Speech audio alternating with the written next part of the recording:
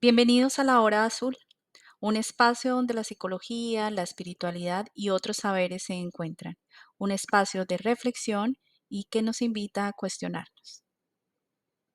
Hola, ¿qué tal? ¿Cómo están? Un saludo caluroso para todos. Estoy muy contenta de compartir nuevamente con ustedes este espacio que como ven en la parte de atrás lo moví porque pues realmente lo, lo notaba un poco saturado, pero bueno, creo que es más como por mi comodidad y agradezco a las personas, a mi familia que me han dado tipsitos, que me han brindado su ayuda en temas de iluminación, en temas de la cámara, en temas de lo que es el sonido. Esto es un trabajo bastante arduo, no pensé que fuera tanto trabajo, pero bueno, estoy aprendiendo cosas nuevas y me agrada muchísimo. Y en esta ocasión vamos a abordar un tema que ha sido objeto de estudio actualmente ampliamente por diferentes áreas como la filosofía, la sociología, la antropología, la psicología, que es el tema de la religión y la espiritualidad. Este asunto impacta en la forma en que las personas encuentran sentido a sus vidas, construyen comunidad y viven su experiencia de lo que es trascendental para cada uno de ellos. Involucra también aspectos cognitivos, es decir, cómo pensamos, cómo entendemos, cómo analizamos las cosas.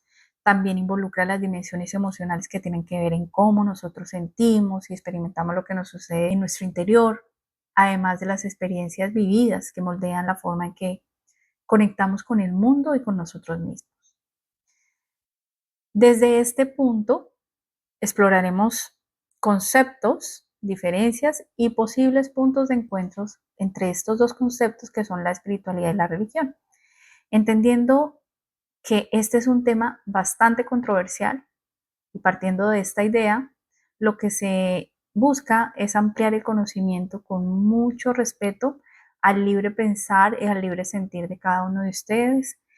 No se trata tampoco de debatir creencias, de entrar en ese tipo de conflictos, se trata de entender, de comprender muchísimo mejor cómo lo que nosotros creemos, cómo lo que nosotros dejamos de creer moldea lo que sentimos, lo que pensamos, nuestra manera de actuar, lo que esperamos de la vida y que en últimas forma parte de lo que nosotros somos. Vamos a ver entonces, ¿qué es la religión? Bueno, encontré una definición, me pareció muy acertada, que es que la religión es un sistema organizado de creencias prácticas, rituales y símbolos destinados a facilitar la cercanía con lo sagrado o lo trascendental y a proporcionar sentido y orientación en la vida. Pero más allá de la definición académica, la religión también es una experiencia humana compleja que involucra comunidad, personas que comparten símbolos, ritos y valores, donde hay muchas celebraciones. Involucra también tradición que se transmite de generación en generación, dándole sentido a la vida. Viene de una historia atrás, de una familia, viene tal vez de sufrimiento, donde también se comparte el destino a nivel individual y grupal. También involucra una estructura que suele incluir normas de conducta, figuras de autoridad espiritual, textos sagrados y prácticas y rituales. Para muchas personas, la religión ha sido refugio, un lugar donde se encuentra consuelo, dirección, sentido. Para otras también ha sido un espacio que les ha causado dolor, donde se imparten reglas rígidas, donde existe el dominio ejercido desde la culpa o incluso hay exclusión donde la persona se le niega la pertenencia o la participación en esa comunidad, basándose en creencias, en prácticas, bueno, en toda la afiliación religiosa. Y esto lo podemos ver fácilmente en muchas situaciones y de diversas maneras. Cuando se da la discriminación, cuando hay persecución, inclusive hay religiones que dividen y rompen lazos familiares. Y es que todo sistema humano, como es la religión, puede ser una fuente de luz y también puede ser una fuente de mucho dolor. Depende desde dónde se practique, depende de quién la interprete, depende de cómo la perciben y depende sobre todo, que esto es muy importante, de si esa práctica está conectada con una búsqueda genuina de sentido o solo es una manera de generar en las personas obediencia ciega y vacía. Entonces, desde la psicología de la espiritualidad, autores como Zimbauer o Koenig nos recuerdan que todas las personas religiosas no necesariamente son espirituales y que tampoco todas las personas espirituales son religiosas. Por otro lado, Viktor Frankl, un psicólogo, psiquiatra, el autor del libro de El hombre en busca de sentido, explica esto con mucha claridad. Habla de que la religiosidad auténtica es una expresión profunda del anhelo del sentido humano, del sentido de vivir humano. Esta explicación concuerda mucho con un pensar filosófico que habla de lo trascendental del ser humano. Es decir, que al hablar de la religión como una estructura externa, necesitamos girar la mirada hacia adentro, porque hay búsquedas en nuestra vida que no caben en los dogmas, ni en las paredes de un templo, ni en una iglesia, ni en los libros, aunque nos generan mucho conocimiento, hay momentos en la vida que nos atraviesan en que lo que puede sostenernos es solo lo que llevamos dentro y que es invisible a los ojos, es el espíritu. Cuando hablamos de espiritualidad, no hablamos de normas, ni de jerarquías, ni de templos sagrados, hablamos de un movimiento interno, de ese momento en el que en medio del caos, la espiritualidad nos ofrece un sentido de vivir, una conexión y nos da profundidad como seres humanos.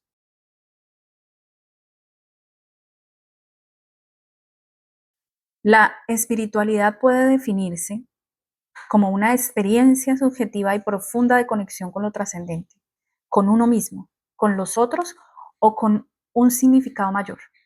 A diferencia de la religión, no siempre implica una estructura externa ni una creencia específica, ni tampoco muchas veces una comunidad.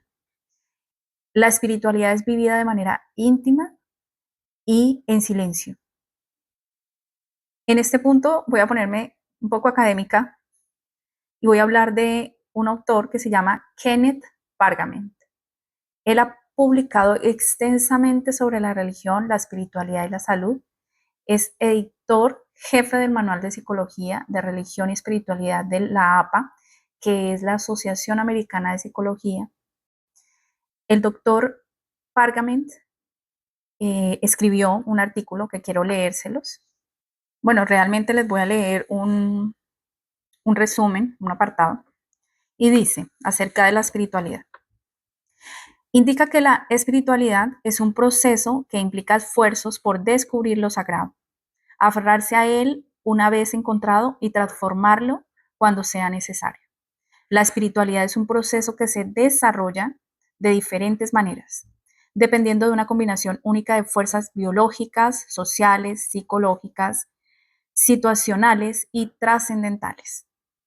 En su mejor momento, la espiritualidad es amplia y profunda, sensible a las situaciones de la vida, nutrida por el contexto social más amplio, capaz de ser flexible y continuar y orientar hacia un destino que enriquece la vida. En su peor momento, la espiritualidad carece de alcance y profundidad, choca innecesariamente con el sistema social circundante, cambia y se transforma con demasiada facilidad o no se transforma en lo absoluto y desvía al individuo en la búsqueda del valor espiritual. La espiritualidad es la búsqueda personal de lo sagrado y puede incluir tanto experiencias religiosas como no religiosas. Es decir, que la espiritualidad es la búsqueda personal de lo que para uno es sagrado, es individual y puede incluir tanto experiencias que, que tienen que ver con ir a un templo y tener una comunidad como un espacio individual donde uno encuentre lo sagrado. Ahora bien, por otra parte, hay unas manifestaciones de la espiritualidad. Está la meditación, la contemplación y la gratitud. Están el contacto con la naturaleza, el arte, el dolor. También se encuentran los valores como la compasión y el perdón en la espiritualidad. Esto quiere decir que la espiritualidad se manifiesta de múltiples maneras, a veces son muy sencillas y no siempre son tan profundas, van más a las prácticas, al hacer, a la vida misma, a la realidad, a el diario vivir de cada persona. Por ejemplo, la meditación, ese acto de detenernos, de silenciar la mente y abrirnos a estar presentes con nosotros mismos, sin juicios ni expectativas, que ocurre en el mindfulness.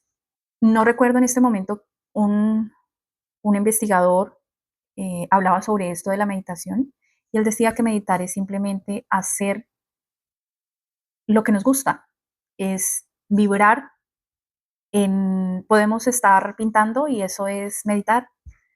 Un cantante, cuando está en su estudio, cuando está grabando, ahí está meditando.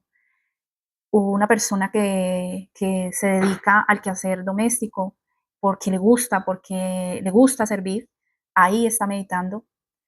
Entonces, eso quiere decir que la meditación va más allá de, de estar en un templo, como hacen los budistas. No, obviamente no tengo nada en contra de eso. Es más como lo que quiero hacer ver es que no necesariamente necesitamos estar en esos lugares para estar ahí. Ahora, otra cosa que decía él es que meditar es estar aquí ahora, en el presente, porque nos lleva a un estado en el que podemos disfrutar la vida, en el que podemos crear, en el que podemos experimentar cada cosa de una manera amplia y extensa. También está la contemplación, ¿no? Que es aprender a mirar con atención y respeto, ya sea una imagen, un paisaje o nuestro propio cuerpo. En esa quietud encontramos una conexión, por eso el ser humano gusta mucho de viajar, gusta mucho de ver paisajes, porque allí encontramos contemplación y eso es espiritualidad. Y la gratitud. Esta práctica es o nos lleva a actuar, es una acción, es reconocer lo que tenemos, incluso cuando parece que es poquito, eh, pero la gratitud de verdad nos transforma, transforma nuestra manera de ver la vida y nos abre al asombro, nos lleva a tener perspectiva de dónde estamos parados en el mundo, de saber que muchas cosas que tenemos hoy y que damos por sentadas, nada más el hecho de mover nuestras manos, de hablar, de poder disfrutar de los sabores de la comida, bueno, tantas cosas que damos por hecho en la vida, de caminar, son bendiciones grandísimas por las cuales nosotros tenemos que todos los días agradecer, porque hay personas que no pueden saborear la comida, hay personas que no pueden caminar, hay personas que necesitan de alguien para poder disfrutar ese momento. Entonces, agradecer es una manera de ser en la vida espiritual. Cuando estamos en la gratitud, cuando, por ejemplo, vamos a la naturaleza, caminar en los árboles, lo que les decía, sentir el viento, ver un amanecer, nos invita a entrar en contacto con algo mucho más grande que nosotros. El arte también, con su capacidad de emocionar y conmover, que fue un tema del que hablé en el episodio pasado, también es una forma espiritual. Una canción, una pintura, un poema, puede hablar directamente de lo que la persona siente sin necesidad de que haya tanta racionalidad. Incluso el dolor que a veces intentamos evitar puede ser un maestro espiritual. Y aquí entré en un camino un poco empedrado, un poco minado, porque cuando lo enfrentamos con conciencia, nos muestra verdades profundas y nos impulsa a crecer, porque en el dolor se muestra ampliamente lo que nosotros tenemos dentro, toda nuestra riqueza ética, nuestros principios, nuestros valores. Ahí se encuentra y fluye todo eso. ¿Cuántas veces hemos sentido dolor y a veces nos mueve tanto la ira, tanto el dolor, que podemos llegar a hacer cosas que no, de pronto en algunos otros momentos no contemplábamos. Entonces, no olvidemos que los valores también nos conectan. La compasión que nos permite sentir y responder al sufrimiento ajeno como propio. Y el perdón que nos libera de cargas emocionales y abre un espacio para la paz interior. El perdón, que también es otro camino minado y que es un tema también bastante extenso, nos ayuda a sanarnos a nosotros mismos. El perdón es hacia nosotros. Nos recuerda que estamos vivos, que somos parte de algo más grande, más trascendental y que en la sencillez del día a día podemos encontrar sentido y conexión.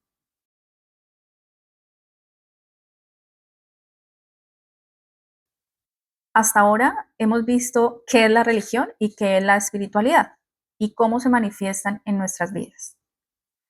Pero a menudo estas dos palabritas se usan como si fueran opuestas, cuando en realidad son dos expresiones diferentes de una misma búsqueda humana, que es encontrar sentido, encontrar conexión y orientación en la vida. Podemos pensar la diferencia, digamos que en términos simples. Por ejemplo, que la religión es una estructura externa, que tiene dogmas, que tiene normas, que es institucionalizada y que hay una comunidad definida. Si hablamos de la espiritualidad, es un camino interno, es experiencia personal, es también no necesariamente puede que esté ligada a un sistema organizado, ¿no? No significa que estas dos se excluyan, pueden ser complementarias. Algunas personas eligen seguir únicamente una religión formal y otras prefieren una espiritualidad más libre, sin ataduras, y hay quienes integran ambas. Esta integración es posible porque la búsqueda de sentido no puede reducirse a fórmulas rígidas ni a experiencias fragmentadas, ¿no? En mi propio camino he transitado por estructuras religiosas que me ofrecían tanto comunidad y tradición, como también en mi infancia conocí la cara no tan amable de la religión. Y esto caló profundamente en mi manera de entender el mundo. Aún todavía tiene consecuencias, pero también he encontrado prácticas espirituales libres que tienen una profundidad y que no siempre han estado en espacios institucionales. Entonces es importante reconocer que la religión y la espiritualidad pueden coexistir como caminos que se complementan y que se enriquecen, ya que abren un espacio muchísimo más amplio para comprender toda nuestra experiencia humana. Y que además no se trata de elegir entre una y otra, sino de entender cómo ambas pueden dialogar en nuestra búsqueda de lo trascendente. ¿Religión sin espiritualidad o espiritualidad sin bases sólidas? A veces creemos que conseguir una doctrina, cumplir unas normas o asistir todos los domingos al templo o a una iglesia, ya con eso tenemos, es suficiente, ya estamos siendo, ya con eso cumplimos. Pero una religión sin espiritualidad puede volverse una rutina vacía, una estructura rígida donde lo esencial del ser humano, su conexión interior se pierde, se convierte como en algo muy legal, en culpas, en una desconexión de aquí, del corazón. Hay personas que nunca faltan a ninguna misa o una reunión, oran en voz alta, predican con firmeza, pero en casa juzgan a sus familias sin compasión y viven aferrados al deber sin alegría. Está en el templo, pero el templo no está en esa persona. Su religiosidad no llega a transformarla, solo endurece su corazón. Por otro lado, una espiritualidad sin comunidad ni discernimiento puede derivar a lo superficial, a un camino solitario que se confunde con evasión emocional. Es fácil disfrazar el ego espiritual de despertar, ¿no? He llegado al despertar. O también envolverse uno en frases muy hermosas, muy bonitas, mientras evita el trabajo profundo de mirar la propia sombra, la propia oscuridad. Personas que hablan de vibraciones, de energía, de chakras, pero no pueden sostener una conversación difícil sin oír o invalidar al otro. Personas que usan también la espiritualidad como un escudo para no asumir responsabilidades sobre sus propios actos. Kenneth Pargament hizo una diferenciación entre espiritualidad funcional, que es la que ayuda a afrontar y a conectar con valores y crecer, a afrontar el dolor, y una espiritualidad disfuncional que evade, separa y refuerza el narcisismo. Más que nunca ahora necesitamos equilibrio. No basta conseguir normas si no hay una transformación aquí interna. Tampoco basta con sentirnos muy libres si no hay una dirección hacia la profundidad. Una estructura con sentido que ayuda a sostenernos con la emoción. No nos llega a alcanzar. Una espiritualidad con raíces evita que nos perdamos en ideas vacías. ¿Ya? La libertad necesita límites para no volverse confusa y la profundidad necesita claridad, entendimiento, clarividencia para no estancarse. ¿Ya? Y eso nos lo da el espíritu. El problema no es la religión ni la espiritualidad. El problema es cuando se separa del propósito humano, de vivir con un sentido de ser, con conciencia, con responsabilidad, de buscar el crecimiento personal.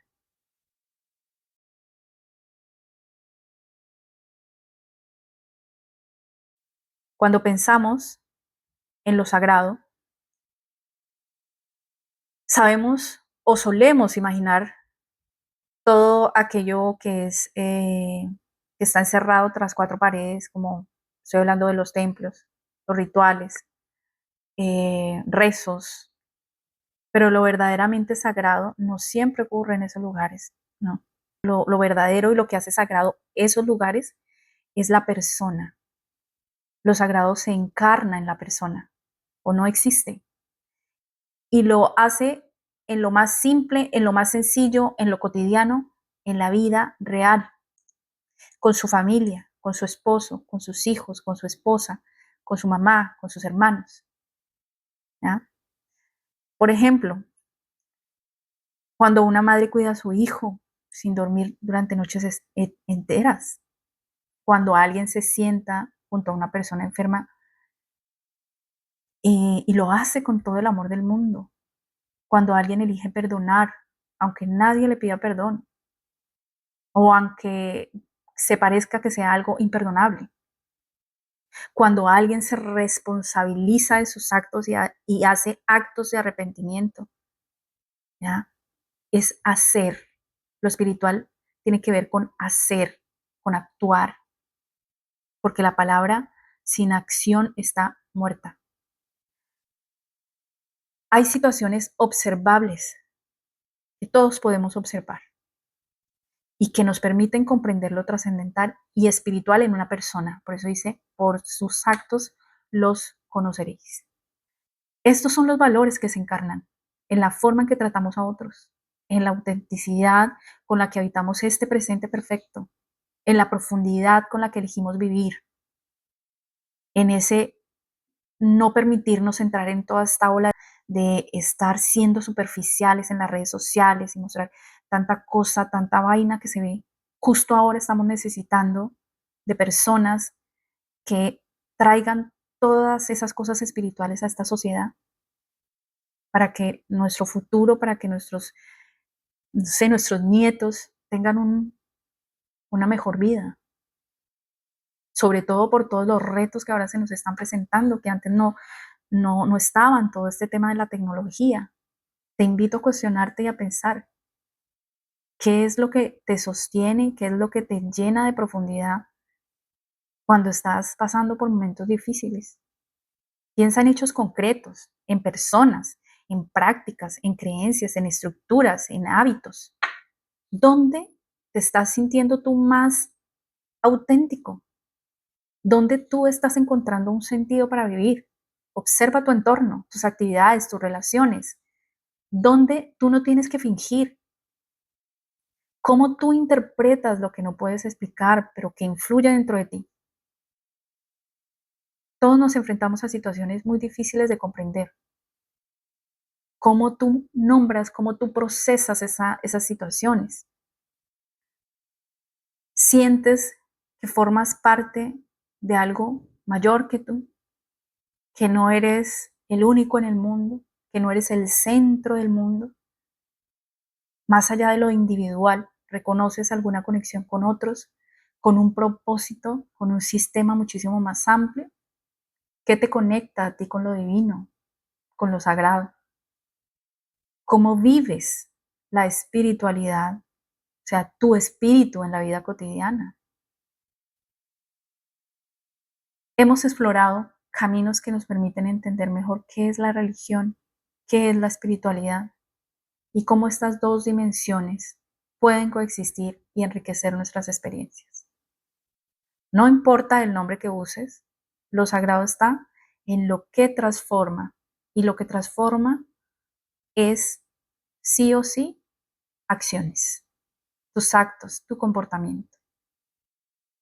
Obviamente que la palabra tiene peso, pero muchísimo más peso tienen nuestros actos. Bueno, recuerden que pueden escribirme por interno cualquier duda, cualquier sugerencia o comentario. Ya saben, es totalmente bienvenido. Nuevamente, gracias por este espacio, por abrir la conciencia, por, no sé, dedicarte un poco de tu tiempo en, en tu rutina, en tu día a día para escuchar este tipo de información. Soy Blanca Pérez y esto fue La Hora Azul. Nos encontramos en el próximo episodio y un abrazo muy, muy grande, lleno de amor y de mucha luz.